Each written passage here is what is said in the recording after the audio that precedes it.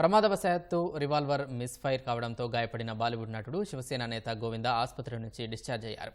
Wheel చైర్లో ఆసుపత్రి నుంచి బయటకు వచ్చిన ఆయనను అభిమానులు, ఫోటోగ్రాఫర్లు పరామర్శించారు. తన క్షేమం కోసం ప్రార్థించిన అందరికీ గోవింద ధన్యవాదాలు చెప్పారు.